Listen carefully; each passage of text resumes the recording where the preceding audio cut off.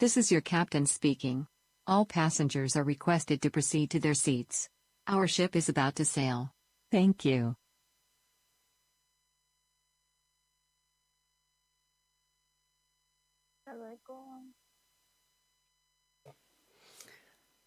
Excellencies, distinguished delegates, and honorable participants, a good morning, good afternoon, and good evening across the different time zones of our participants that are joining our event today. Welcome to the 5th Asia-Pacific Day for the Ocean. My name is Katinka Weinberger, and I'm the Chief of the Environment and Development Policy Section at ESCAP, and it is my very great pleasure to be your moderator today. This year, we are very pleased to co-host the event, along with the regional offices of the United Nations Environment Programme and the United Nations Development Programme. Together, we have developed a regional decade program endorsed as a joint contribution to support the implementation of the UN Decade of Ocean Science for Sustainable Development in Asia and the Pacific. And this event is part of one of our joint activities there. Before we start with our program, I would like to briefly show you an overview of our agenda.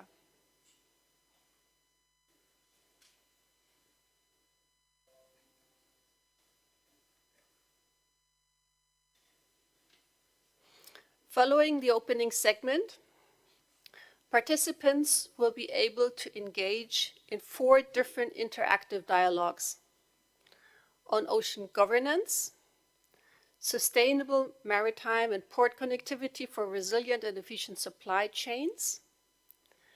The third one on the evidence for sustainable ocean management. And lastly, ocean and climate synergies. After these dialogues, we will come again together in this plenary room to continue our conversation. A designated rapporteur from each of the interactive dialogues will share the highlights of their respective discussions with the rest of the audience. These messages will be collected by a common rapporteur, His Excellency Mr. Juvencio de Jesus Martins, Ambassador and Permanent Representative of Timor-Leste to ESCAP, who will report the outcomes of these dialogues at the Ministerial Roundtable, The Future of Our Ocean, which is being organized tomorrow.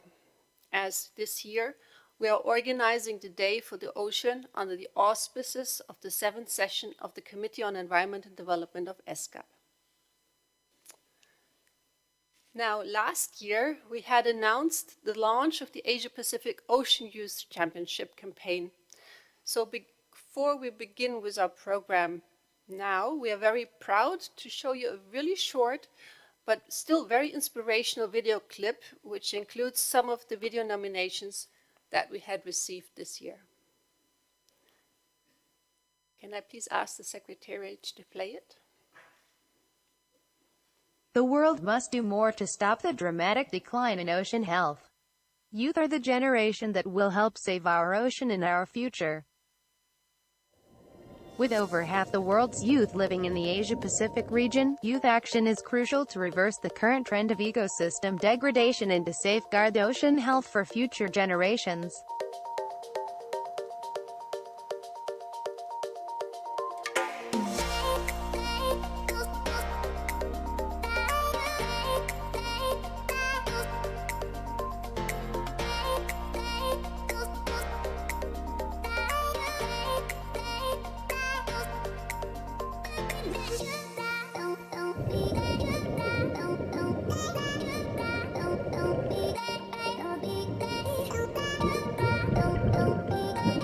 It is undeniable that some people often pollute the environment, especially the ocean. Of course, we all know that the impact of the presence of garbage has some negative impacts, such as disease or disaster.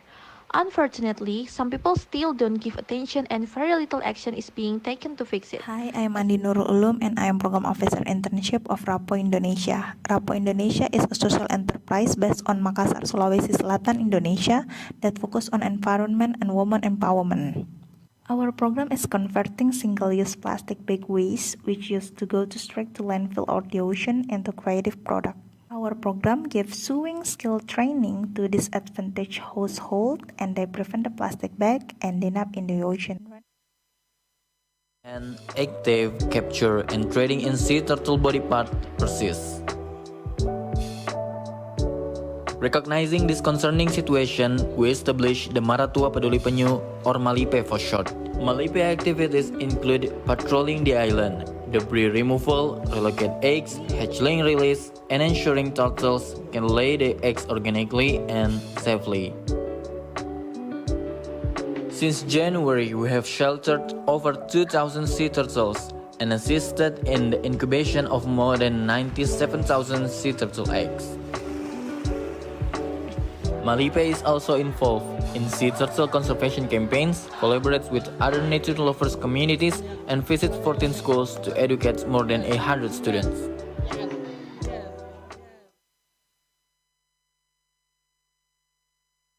Can I suggest a round of applause for this really fantastic work in our region? Which is led by young people. And it is my pleasure now to invite Ms. Armida Sacia Alishabana, Under-Secretary General of the United Nations and Executive Secretary of ESCAP, to deliver her welcome remarks. Ibu Armida, the floor is yours.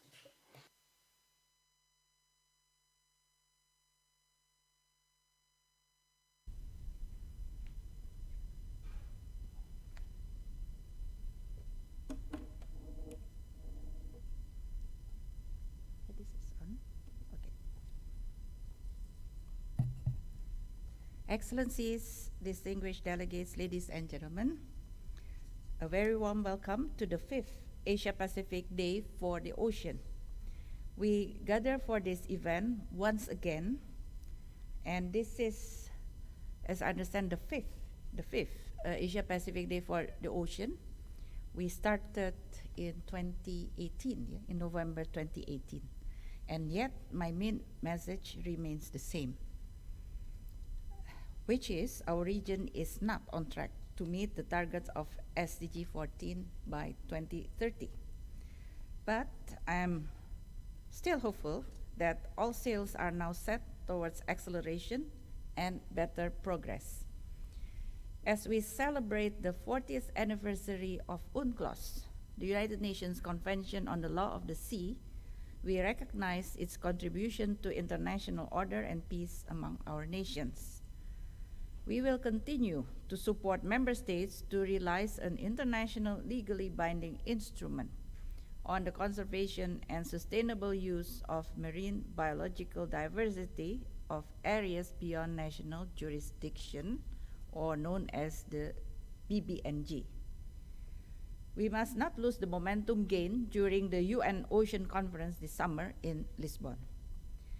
We are positive that in the upcoming Convention on Biological Diversity COP in Montreal in December, governments will continue to make progress on resolutions to protect 30% of the world's terrestrial and marine habitats by 2030. We have seen the political will of G20 members recently in Bali through the Leaders' Declaration, as they committed to work together on scientific knowledge sharing, raising awareness and capacity building, particularly to advance ocean-based climate action. Later today, you will be joining and have the opportunity to participate and fully engage in 4 different interactive dialogues on challenges and priorities for our region. To motivate this discussion, I would like to underline a few urgent issues for your further consideration. The first one is, when it comes to ocean governance, our region remains weak. We have outstanding issues such as marine pollution and illegal, unreported, and unregulated fishing. In the Pacific, the volume of IUU activity in tuna alone, for example, is estimated at around 300,000 tons, a value of approximately 600 million US dollar. Secondly, sustainable maritime connectivity is a key enabler for regional development.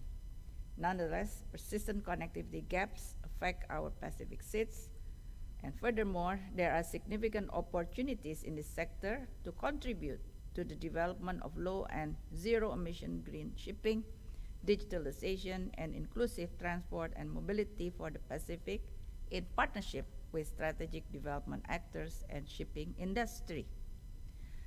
And thirdly, the data needed ranges from the biology and dynamics of fisheries to the intricacies of ocean chemistry. It is diverse in its resources, from government to academia to the private sector. Data are not evenly distributed globally and are not collected in a uniform and systematic manner. Better and more policy-relevant evidence is required to support sustainable ocean management. And fourth is that the ocean will continue to play an important role in the global response to climate change. It is estimated that the ocean has absorbed approximately about 90% of the excess heat generated by rising greenhouse gas emission trapped in the Earth system and taken it approximately 30% of carbon dioxide emission. We must promote financing for sustainable investment. Therefore, we must promote financing for sustainable investment in ocean-based solution and financial mechanism to develop bluer economies, as climate change can vastly contribute to the reduction of these emissions. Excellencies, distinguished delegates, ladies and gentlemen, our ocean policy work continues to be one of our priorities as mandated by member states. May I take the opportunity to highlight some of our key initiatives and activities, which are as follows.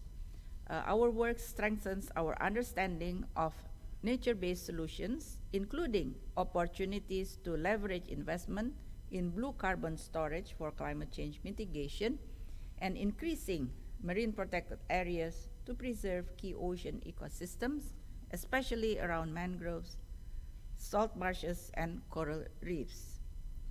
To advance sustainable maritime transport, we support countries in reducing environmental impact and promoting inclusion through sustainable and resilient shipping and port activities. Regular, comprehensive, and structured regional dialogue on maritime connectivity ensures regional cooperation and integration. We will continue to provide a multi-stakeholder platform to address the challenges and to strengthen multilateral and regional initiatives, especially in support of SIDS. We are also leading work to advance ocean accounting through its co-chairing of the Global Ocean Account Partnership, or GOAP. Ocean accounts integrate and balance data and enhance our understanding of the complete interaction between human societies, economies, and ocean ecosystems. Ocean accounts are vital additions to the evidence base needed to formulate national as well as regional policies for the sustainable development of oceans. I invite you to participate actively in the interactive dialogue that will follow today. We welcome your innovative ideas, suggestions, proposals to address the challenges of our ocean. Look forward to hearing your further recommendations after this dialogue so we can work together with everybody, not only governments, to catalyze actions and solutions for a healthy ocean.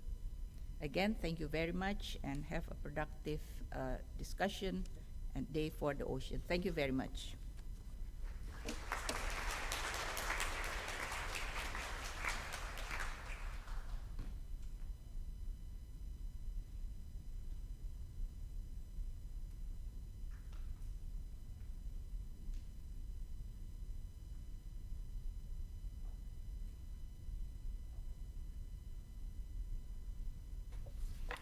Thank you very much, Uamida, for highlighting ESCAP's work and our commitment to the protection of the ocean and marine ecosystems.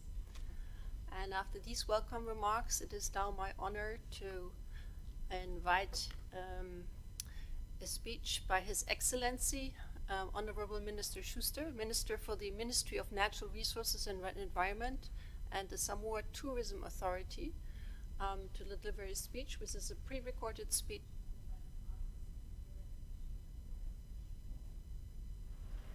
Excellencies, Amida Sadisa Alicia Bana, Under Secretary General of the United Nations and Executive Secretary of ESCAP, Excellencies, distinguished delegates, and honorable participants. Alofa from Samoa.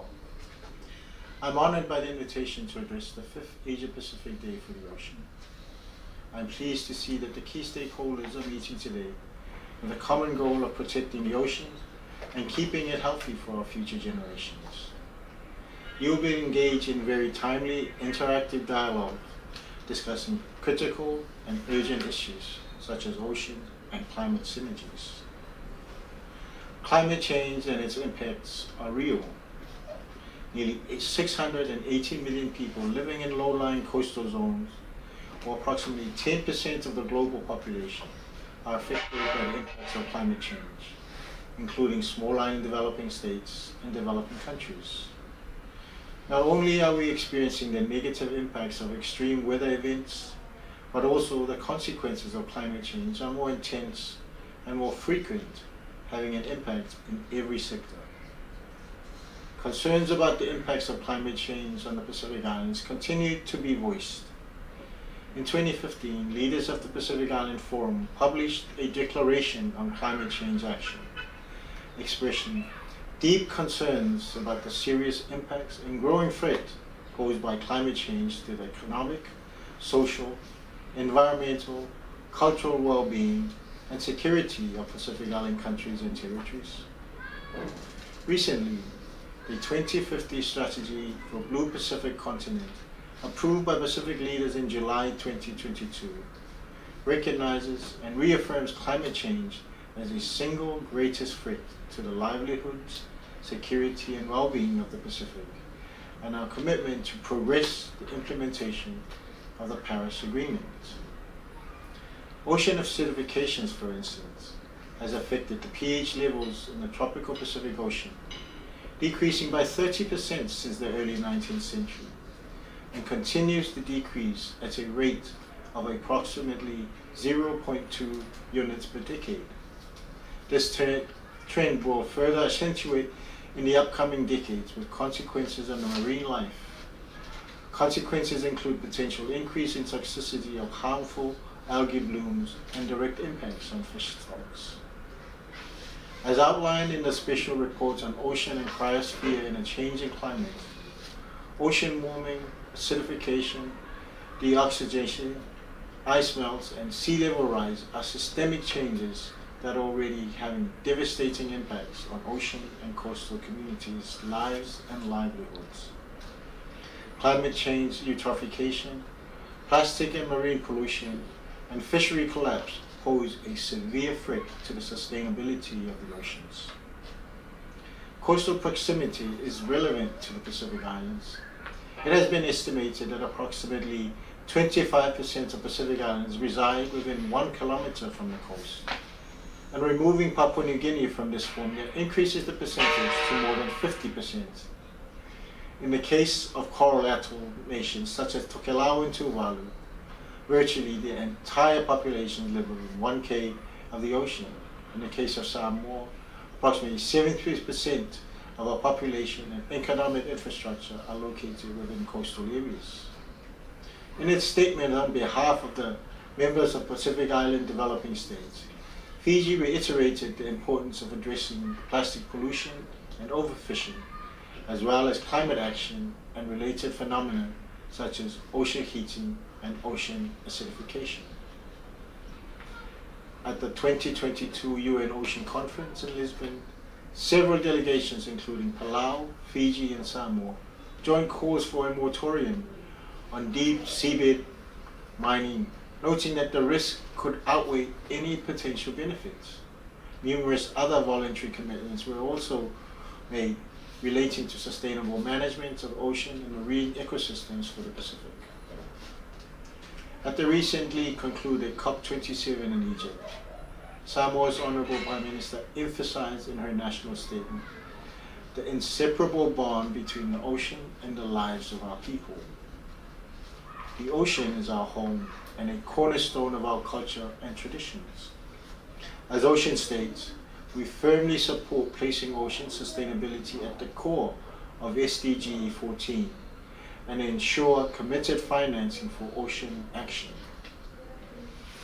We must also address fisheries as an important food security issue. Therefore, impacts on fisheries affect our communities' livelihoods and nutrition. For Samoa, having one of the smallest EEs in the region is by no means an excuse to lessen our efforts of safeguarding and protecting our ocean resources. Samoa has endorsed its 10-year ocean strategy in 2020, which provides a framework to sustainably manage our oceans and marine resources for the well-being of all Samoans now and into the future. We have joined many other like-minded nations to conserve 30% of our ocean and land by 2030. The ocean has always been a powerful catalyst for Pacific region, and as Pacific Island states, including Samoa, reinforce our shared stewardship of the Pacific Ocean based on explicit recognition of our shared ocean identity, ocean geography, and ocean resources. As a nation, a region, and a continent, the ocean is our collective identity and responsibility. To conclude, I wish to acknowledge ESCAP and other UN agencies, as well as our development partners, for supporting projects on ocean accounting, marine spatial planning, research and monitoring that build our capacities to design better policies to better manage our oceans and marine resources. Thank you again for the opportunity to share this platform with you all. I wish you all the best with the proceedings of the meeting and look forward to the outcome. Whaftai, Soifua, and God bless. I would like to thank Excellency Schuster for his speech, and I would like to reiterate that here at ESCAP we stand ready to continue working with all small island developing states in the region, including Samoa, to protect the ocean for sustainable development. Thank you. We will now have an intervention from Ambassador Olivier Poivre-Davois, Special Envoy of the French President and Ambassador for Polar and Maritime Issues of France. Again, due to the time difference, a pre-recorded video message. Ladies and gentlemen, dear friends of the ocean, it's really my great pleasure and honor to be given the opportunity to address you on the occasion of this 5th Asia-Pacific Day for the Ocean. As you know, France belongs to the founding members of the CESAP, while New Caledonia and French Polynesia are associated members. Earlier this year, in the margins of the second UNOC in Lisbon, I met with Executive Secretary Alija Bana. Already during that meeting, I commended the work by ESCAP related to the ocean. But your new commitment to strengthen regional cooperation on preservation and sustainable management of the ocean and marine ecosystem is indeed in line with France's own concerns. As a matter of fact, the oceans, which occupy more than 70% of the surface of our planet, as you know, represent an essential asset for all of us. But they are also at the heart of the challenges of the 20th century. This is why we consider that everything that happens on the seas and oceans affects our future and that we have fundamental interests there. Security interests, economic interests, and what we must call ecological interest. Interest to which is added a singular responsibility linked to the history and geography of our country, which make France a leading maritime and oceanic power and give us, with the second exclusive economic zone in the world, the means to be one of the few what we call balancing powers at sea. And we want to assume this interest and this responsibility with our partners on all continents. Together we can deploy on the seas and oceans efforts to give concrete scope to our values, to our commitment to the planet, to our concern to bring life to the present, a multilateralism of action, a multilateralism of proof and results. This applies to the Indian and Pacific Oceans as well, not only regarding the sea areas under French jurisdiction, but more in our global approach of cooperation and multilateralism. This involvement has been conveyed through our representative in international forum, but also through our bilateral embassies and local agencies. In concrete terms, France has voluntarily taken a cooperative and voluntary approach to ocean issues. It ranges from improving ocean governance to defending ocean climate synergy. A first demonstration of this involvement took place in February at the One Ocean Summit in Brest. The outcome of the One Ocean Summit was captured in the so-called Brest commitments. Those commitments cover all aspects of protecting the current and future sustainability of the oceans. They also aim at keeping the ocean at the top of the global political agenda. In the wake of the One Ocean Summit, we have kept this political momentum through following international events. In particular, in June at the United Nations Ocean Conference in Lisbon, during which we made a first assessment of the Brest commitments. In Lisbon, France and Costa Rica offer together to host a third UN Ocean Conference in 2025.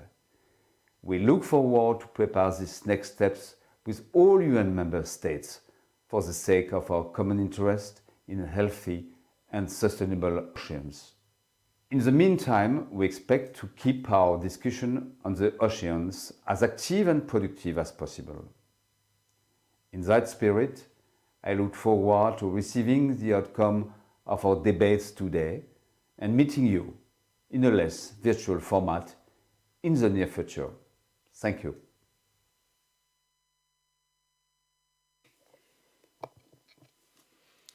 With this statement, I would like to thank all of our speakers in the opening for setting the scene so nicely for our interactive dialogues that are going to follow. It is now time to dive into the different discussions that will be offered today. And I would quickly like to explain the logistics for breakout rooms. We have quite a number of participants who are online. So we're offering hybrid meetings. The on-site participants, so if you're in this room, are invited to proceed to the corresponding meeting rooms that are shown on the screen. So it's conference room 3 for ocean governance here.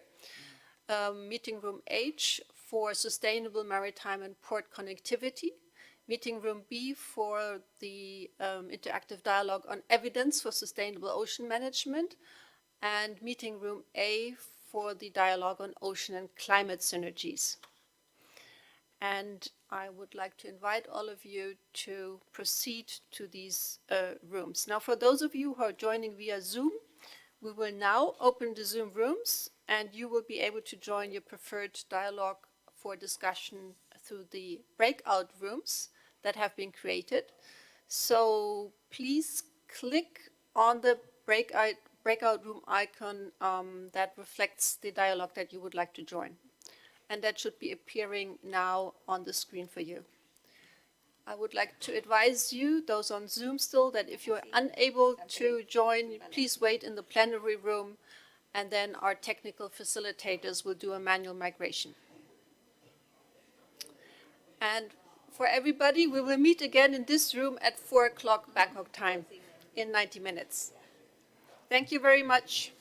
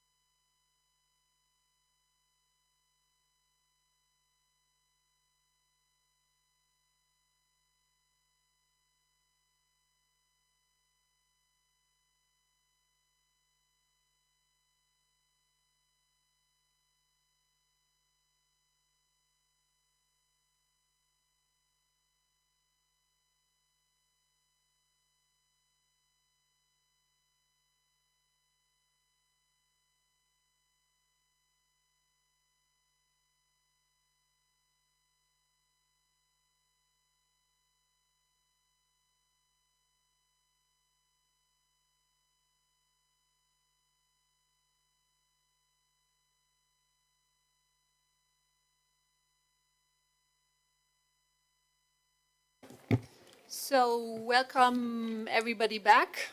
I hope you all had engaging and interesting and constructive discussions. I would like to proceed with a message to be delivered by Ambassador Peter Thompson, the UN Secretary Special Envoy for the Ocean, who has supported the Asia-Pacific Day for the Ocean really since the very first year that we had organized the day in 2018. And it is a real pleasure to welcome him back, although it is virtual. Can I please ask the Secretary to play the video message? Excellencies, ladies and gentlemen, I send greetings from Sharm el-Sheikh in Egypt, where I'm working on ocean climate change issues at UNFCCC's COP27. I leave today for Indonesia in order to attend G20 and be part of the government of Indonesia's many ocean-related initiatives. From there, it's back home to Fiji, where the Director General of WTO will meet regional trade ministers from the Pacific to promote the next stage of the WTO's agreement to end harmful fisheries subsidies. And then at the end of the month, November, while you're meeting in Bangkok, I'll be in Singapore for the Economist's Asia-Pacific iteration of the World Ocean Summit. In case you pity my punishing travel schedule, I assure you that it's not so bad, because my UN duty station has changed last month from London to Melbourne. The change has been made specifically to allow me more opportunity to promote SDG 14 implementation in the Asia-Pacific time zone. So I look forward to upscaling my interaction with ESCAP and its members next year. At the UN Ocean Conference in Lisbon this year, member states emphasized the vital importance of implementing the Paris Climate Agreement and especially that goal to limit global temperature increases to well below 2 degrees Celsius above pre-industrial levels, and to limit the temperature increases to 1.5 degrees. Member states recognized that achieving this would significantly reduce the risks and impacts of climate change and help to ensure the health, productivity, and sustainable use of the ocean.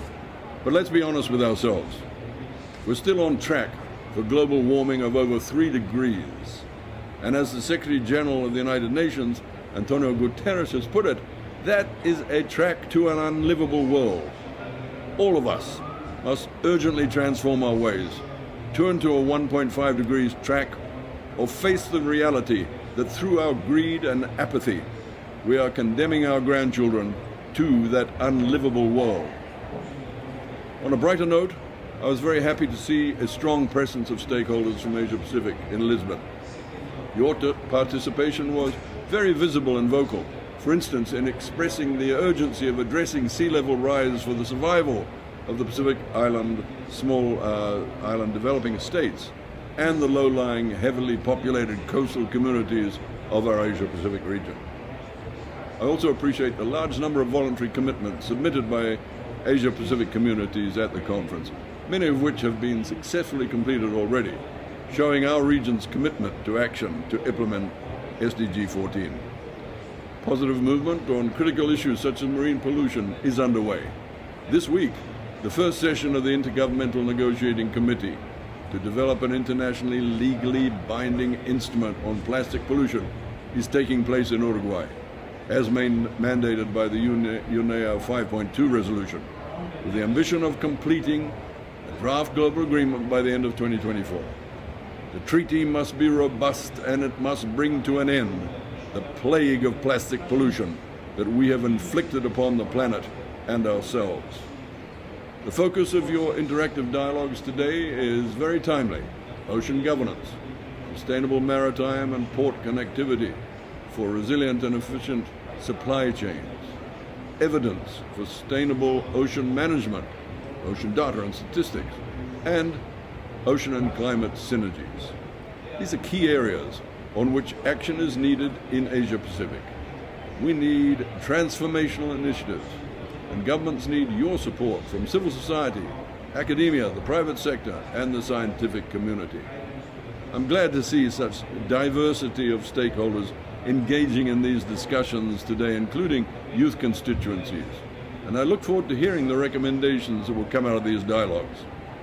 Given that these messages will be integrated into the Ministerial Roundtable as part of the 7th session of the Committee on Environment at ESCAP, where leaders in the region will continue to deliberate on effective cooperation with the future of the ocean, I urge you to be proactively forthcoming in your recommendations today.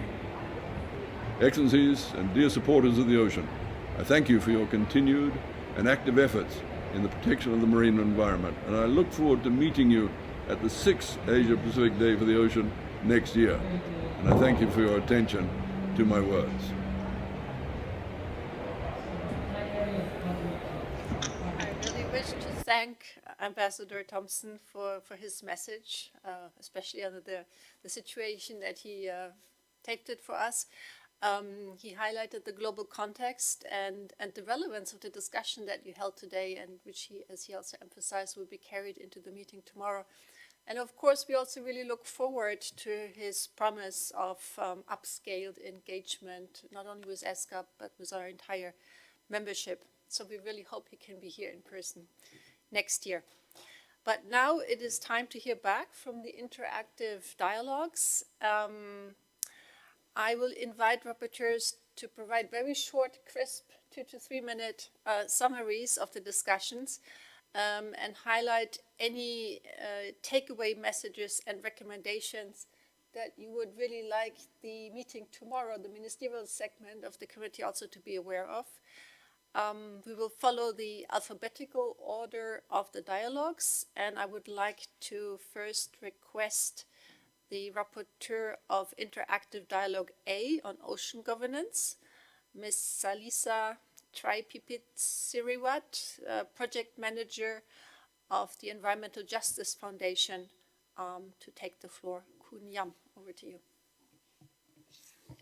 Thank you very much. So in the ocean governance discussion, we talked about a critical goal of ocean governance is achieving a healthy ocean, including through priority actions such as sustainable food and nutrition for all people, restoring, protecting coastal areas, resilience to extreme weather, sequestering carbon, drawing on indigenous knowledge, ocean-based renewable energy, and green shipping. In addition, national and local ocean and coast assessments can effectively inform ocean governance. It also was noted that environmental rights also apply to oceans and need to be a core part of an effective ocean governance system, including access to information.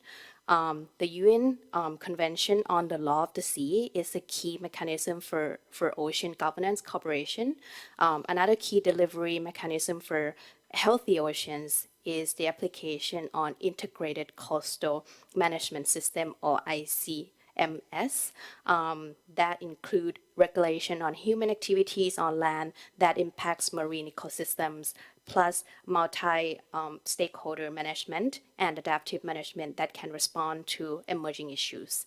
ICMs currently cover 40% of coastlines in the region. There is also a need to increase the number of marine protected areas with a target of 30 by 30, including by increasing the capacities of local and indigenous communities, as well as mobilizing funds. There is also a need to strengthen the management frameworks of fisheries, including illegal, unregulated, and unreported fishing IUU, and recognize that fisheries cuts across ocean governance and an integrated approach is needed. It was also noted that there is a scope of further empowerment regional governance institutions, including regional seas programs such as COPSEA, PEMSEA, PEMSEA, PEMSEA, and NOWPAP, now PEP, for effective ocean governance. Finally, the UN Environment Assembly has launched an international negotiating committee to develop a legally binding instrument on plastic pollution by the end of 2024. And that will address the full life cycle of plastics and involve multi-stakeholder consultations. An example of local action on marine plastic pollution was also presented. The Net Free Seas project that I oversee supports communities to develop their own plans to address plastic fishing net pollution. Thank you very much, Kunyam, for being so concise and short and sharing these very important recommendations with us.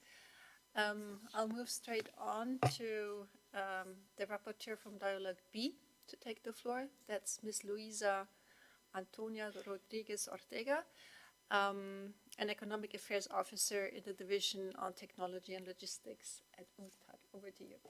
Thank you, Madam Chair. In Group B, we had a very rich discussion in terms of understanding this concept of maritime connectivity. There were several presentations that highlighted that the region has been affected by the crisis, the logistics disruption in the last couple of years. So this shows the need to build resilience in maritime supply networks. They highlighted that the collaboration of ESCAP is key in this sense, facilitating this dialogue within the region. It was very clear from the presentation that the region at the national level and at the regional level is engaged in several interesting initiatives already. There is initiatives linked to developing and making significant investments in sustainable infrastructure in the form of automated ships, robotic terminals, which are expected to have a very good impact in terms of increased safety and environmental impact. The region is also advancing very well in terms of digitalization of processes linked to maritime operations, which is also expected to provide interesting results from the perspective of optimization and improved procedures and, at ports. We had a few presentations also talking about some regional action plans in a horizon of 5 to 10 years in terms of interconnecting the region from different perspectives. This idea of interconnecting port cities was very much highlighted, the fact that this represents a challenge. Although these initiatives are going well and are worth highlighting, a few points, Madam Chair, to finish, in terms of things that were noted that could help leverage further sustainable maritime and port connectivity for the region.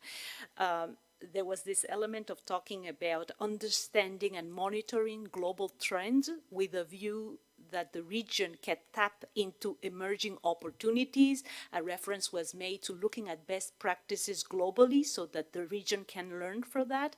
That is an important element. Some aspects that were linked to developing further the capacity to innovate in the sector and to enhance cybersecurity, which is coming increasingly important in terms of the sector. And a very important point that was mentioned is this aspect of enhancing and strengthening the regulatory framework for transport at the national and at the regional level. Some work needs to be done in that respect in terms of providing an enabling framework for the sector to operate within the region, but also this was very much emphasized in connections with policies that are needed to further reduce the greenhouse gas emissions from the shipping operations. It was mentioned that we have an international framework, some negotiations that maybe are not advancing at the very speed that is needed in order to get sustainable gains maybe in the IMO, but that there is a framework in the context of ESCAP to collaborate in terms of getting an understanding on how we can lever the playing field in terms of these different fuels, the carbon content fuel and the greener fuels, and that a market levy in this sense could be a good incentive to move forward. Finally, Madam Chair, just one point referring to gender diversity in the sector. This was also mentioned. It was mentioned that this is a prerequisite for a more resilient and competitive framework, and that action should be further enhanced at the private sector companies should do more, but also at the government level. Thank you, Madam Chair. Thank you very much, Louisa, for sharing with the plenary some insights on ongoing initiatives, but also opportunities to harness maritime connectivity for further development even more. Thanks a lot. And we will now move on to the Rapporteur of Dialogue C, Mr. Michael Burnside, who's the Secretariat Manager of Programs of the Global Ocean Accounts Partnership. Please go ahead. Thank you, Chair. Excellencies, distinguished guests, ladies and gentlemen. During breakout session C on evidence for sustainable ocean management, we heard from 4 representatives who are leading work to bring together data for effective measurement of progress towards sustainable ocean development in their national contexts. Data is not necessarily the most glamorous topic oftentimes, but we heard from our speakers today just how critical it is to creating evidence to support decision making. And what we mean here by evidence is not the latest report from a consultant. What we mean is an approach, a process to building evidence that is distinguishable from other compilations of ocean-related information on the basis that it is organized into a common, agreed framework which is designed to enhance the consistency, comparability, and coherence of ocean-related maps, data, statistics, and indicators across social, environmental, and economic domains. It is compatible with relevant international standards and approaches, including but not limited to the System of National Accounts and the System for Environmental Economic Accounting, and that it is compatible with the fundamental principles of official statistics that ensure that statistics are fit for purpose given their critical role in policy and securing trust in governance. What I'm describing here is ocean accounts, whose general purpose is to inform and enable public policy decision-making about oceans and to provide coherent, agreed information base for strategic and spatial planning of the oceans and coasts, regulation of ocean-based economic activities and sectors, and associated investment decisions. Accounts can also provide impartial evidence to monitor and evaluate progress towards our international commitments such as the Paris Agreement on Climate Change, Convention on Biological Diversity, and the 2030 Agenda for Sustainable Development. Further, it can be used to identify gaps in our knowledge and to help focus research and analysis on filling those gaps. Many thanks once again to our speakers and the engaged audience in our session. We hope that you find it useful, and we are of course happy to continue the conversation with you about evidence for sustainable ocean management. Thank you. Thank you. Thank you very much, Michael, for these remarks and recommendations in respect to achieving coherent, comparable data sets for more sustainable oceans. So with this, I would like to turn to our last rapporteur, Ms. Taruka Desainaka, the Regional Technical Advisor in Asia and the Pacific for Water and Oceans, who will share messages from the Dialogue D on ocean and climate synergies, and she is online. So Taruka, please go ahead.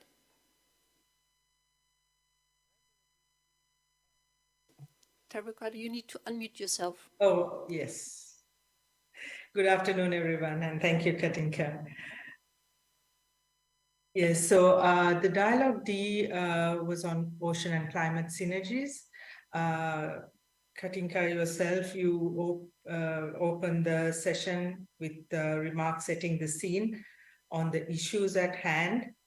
So basically looking at how climate change is really exacerbating the problems around ocean resilience, but also affording opportunities to come up with innovative solutions, both nature-based and otherwise, to address climate change. So giving us both opportunity to engage in adaptation and mitigation for climate change in the marine and coastal ecosystems that we all work in.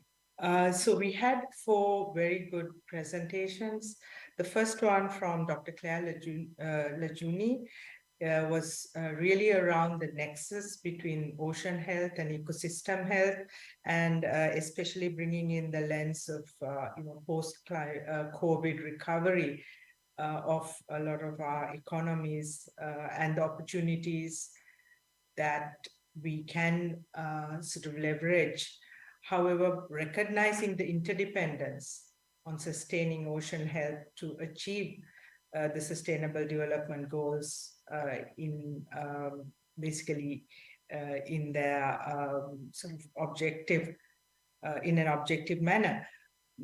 I think the policy review that she is engaged in as part of her research is really interesting and pointed out to a lot of gaps in recognizing the importance of ocean health in international conventions and agreements, both in our region and globally.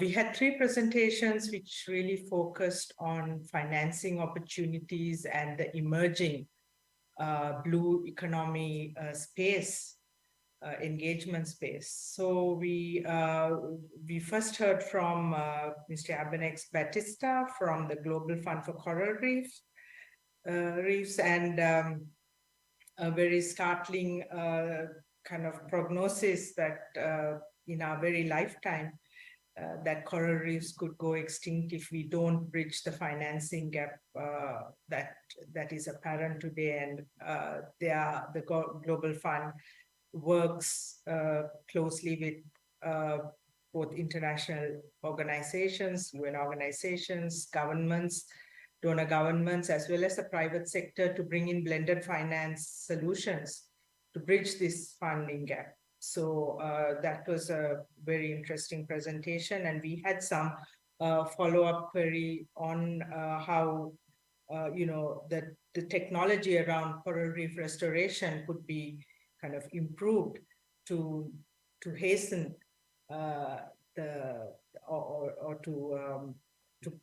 to provide many more what we call reef positive solutions to address the coral reef regeneration process. We also had Asad Makan from UNDP presenting the platform for blue financing, which would be actually the platform for blue economy, which is a result of a joint work between ADB, UNEP, and UNDP. And this will focus on small and medium industries and enterprises. And there were follow-up questions on the informality of the sector, the opportunities for engagement, proactive engagement of SMEs, what are the platforms and incentives being offered for SMEs to really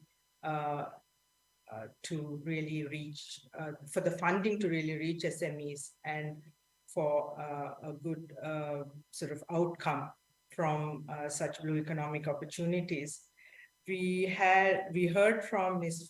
Feng Chen from the Bank of America on the financing that they have set aside to support net zero ambitions and the recognition of the role of oceans in actually meeting net zero ambitions of developing countries. And she emphasized the need for increased policy and standards, the risk and return of investments, but from the bank's perspective, and the importance of impact monitoring and reporting back. So these were the highlights of the discussion. I think there was also a suggestion, a very good suggestion that came from the Pacific around developing opportunities for carbon trading and blue carbon opportunities around seaweed farming. So I think this is something that we could follow up through other projects and programs in the region. Thank you, Katinka. Thank you very much, Taruka, for this overview on the dialogue, which showcased some of the work and initiatives that are going on in the region and emphasize in particular the opportunities that lie in finding adequate investment opportunities for such solutions. Now, this completes the feedback from our rapporteurs, and I would now like to hand the microphone over to His Excellency, Mr. Juvencio de Jesus Martins, Ambassador and Permanent Representative of Timor-Leste, to ESCAP, who will be the rapporteur of the entire session for the Ministerial Roundtable on the future of our oceans tomorrow. Over to you. Thank you, Madam Moderator.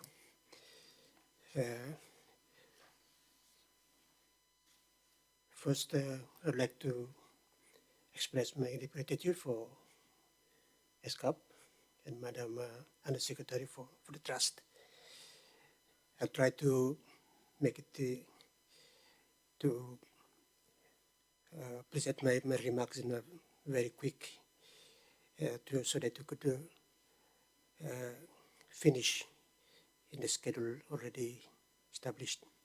So, Excellencies, distinguished participants and fellow reporters, I am honored to have been appointed as a reporter of the 5th Asia Pacific Day for the Ocean. I will be delighted to provide a summary encompassing the recommendation highlighted today, and will do my best to deliver key messages and spirit as reported by your individual dialogue reporters. I will stress on the need to find solutions to address the challenge that we have been highlighted in these discussions. It is indeed an opportune moment for me, as my country Timor-Leste is an island, half an island actually, surrounded by sea, that is also prone to many unwanted effects when our ocean is irresponsibly used. This conference is so important to provide us with proper knowledge on how to wisely use the ocean and effectively tackle all the existing and future challenges that for sure will always arise as a logical consequence of necessary human actions for survival. We must see the ocean as life-sustained blood of our planet.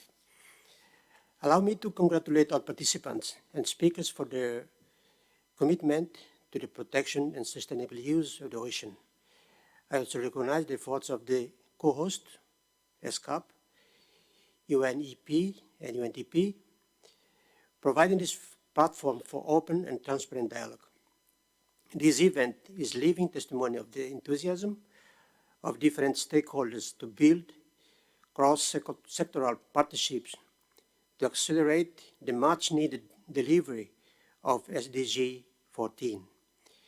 Your messages and recommendations will be conveyed to the Ministerial Roundtable on the future of our ocean tomorrow during the 7th session of the Committee on Environmental and Development. I'm confident that these inputs will support informed policymakers in Asia and the Pacific for positive actions on the oceans. Thank you for your engagement in these dialogues. Thank you very much, Excellency, and we trust that your summary tomorrow will provide the impetus and motivated discussions that will be held during the Ministerial Roundtable, and we thank you very much for conveying the recommendations. As our last intervention today, but we're really by no means the least, I would like to welcome a key constituency of the Asia Pacific Day for the Ocean, the youth. This year we have a participant who had submitted her nomination for the recognition of the Asia Pacific Ocean Youth Champion. And we would like to announce that Ms. Pin is our Asia Pacific Ocean Youth Champion in 2022. So let's applaud.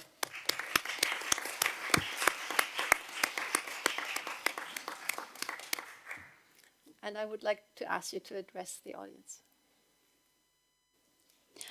Excellencies, esteemed guests, rapporteurs, and delegates, good afternoon. My name is Pinpaira Sinitwongklusopon, and I am the co-founder and president of the non-profit organization Care for Coral and today's youth representative. 3 years ago, My sister and I established Care for Coral with a goal to bring attention to the deterioration of coral reefs and to educate future generations about the importance of reef restoration through fun, hands-on rehabilitation initiatives focused in Thailand. Coral reefs are an essential player to the marine ecosystem, providing habitats to 25% of all marine species when they cover less than 1% of the ocean floor. Moreover, coral reefs generate 50% of Earth's oxygen and absorb nearly 1/3 of the carbon dioxide generated by burning fossil fuels, making coral preservation vital for our fight against climate change. Reefs are the very basis of biodiversity. The destruction of them would mean the destruction of the marine environment. Not only that, but coral reefs are crucial in sustaining the livelihoods of billions of people, providing food, income, and protection. Even though our reefs have worked to protect and benefit everyone's livelihood, overfishing, ocean acidification, and climbing global temperatures are just some of the ways humans have threatened reef ecosystems and contributed to the destruction of coral reefs. Nowadays, I feel like it's hard to get the youth to care about topics like climate change. Speaking in the perspective of one, a lot of us have given up. We believe it's too late now and there's nothing we can do. We see our age as an obstacle, and we know that by the time we grow up, it'll be too late. Acceptance is a common feeling among us. But I believe that that's not true. I believe that all the negative news that we have heard about has greatly affected our mindset about what can be done. And as children, we have become completely turned off about it because we don't see positives or a conclusive end goal or a way we can truly make a difference at this point in time. One unique thing about Care for Coral is that it's youth-led. It's no longer adults trying to teach the new generation how to act, but it's each other. It's our peers. And one thing I know as a sophomore in high school is that it takes experience to cultivate a passion large enough to want to make a change in this world. And that's why Care for Coral focuses on hands-on interactive restoration initiatives that are youth-oriented. The clock is ticking to save our world. And instead of a celebration, every Earth Day becomes more comparable to a birthday, as it's a sign that those involved in its protection are getting older, and we're inching closer towards the death of our Earth. Unlike our inability to prevent our own deaths, however, it is not too late to prevent the death of our environment. I am incredibly grateful to receive the award for the Asia Pacific Youth Champion of 2022. And it is my greatest hope for the future that more and more of the youth get involved with the project to protect and save our oceans. To speak to all of you directly, the youth I mean, don't be scared to take action to protect our future. Our age is not a hindrance. In all actuality, it's an advantage because it gives us time. We have a reason to care because if we do nothing, we will be the ones living in a destructive world. It will take all of our involvement and collaboration to create a sustainable future. So ask questions, challenge people, and find your passion. Find your reason to save the Earth. Because at the end of the day, if we all have that passion instilled within us, that drive to save our Earth will never die out. And as long as we carry that within us, I see a really bright and clean future with all of you. Thank you.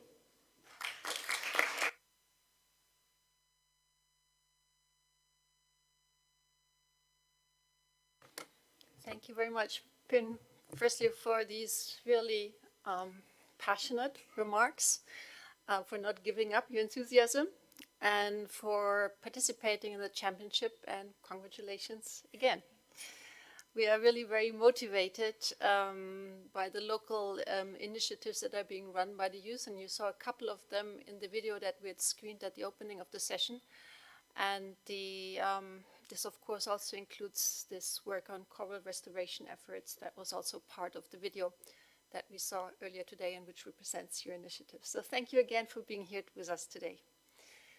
We have now reached the end of our program. For your information, a summary of this day for the ocean will be uploaded to the event's website in the upcoming weeks. And we will also make all materials, all PowerPoint presentations, and the recordings of the session available on the website. I would like to thank all of you for your participation, your active participation in these dialogues today. This was the first time that we met again in person in a room, I think, for 3 years, or since 3 years. And I do hope that next year we can have an even fuller room and can be back to fully in person. And I look forward to seeing many of you back for that event. Thank you very much and have a good trip or a safe day. Bye-bye.